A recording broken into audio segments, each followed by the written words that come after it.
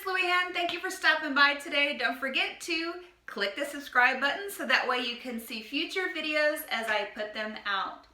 So today I just wanted to talk to you a little bit about using sign language with students or your child that has autism. One of the things that I learned from working with students with disabilities in a special education classroom several years ago is that they have a lot of difficulty with communicating verbally and tend to act out either like behaviorally or even hurting other people. So we want to try to avoid those situations at all costs so that way they learn appropriate behaviors, they can communicate properly, and have appropriate social skills. And so one of the ways that we can allow students to best communicate is through sign language. And when we go to teach students with disabilities or different learning needs how to use sign language to communicate, you may have to pair it with pictures. If you already have a pic system that you're using, you can pair it with that. Or you can go to things like around the house or around your classroom and point to the object or show it to them and show them the sign for it. And then once they sign it, reward them, give them praise for that, and that way you're reinforcing that behavior that you're looking for.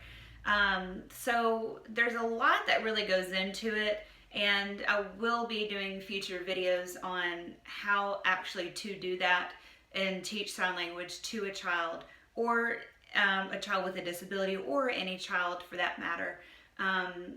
A lot of the strategies that you use to teach sign language to children can actually be used for any child. So I'm not saying this specifically like, oh, well, only for children who have been diagnosed with autism or that are on the spectrum, or only for children, blah, blah, blah. It really can be applied to any children. One of the main reasons why I do refer a lot to students with disabilities or who have been diagnosed on the spectrum with autism is because that is my passion.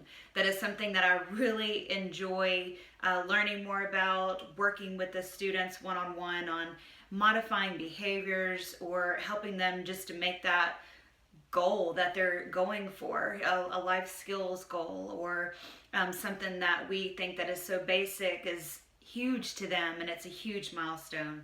So those are the moments that I really find very rewarding, and is something that I extremely love doing so much.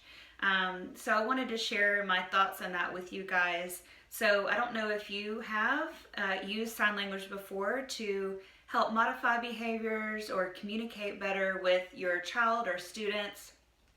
But if you have, let me know what your experiences are, and just leave those comments down below and I'll try to get to those as soon as I can.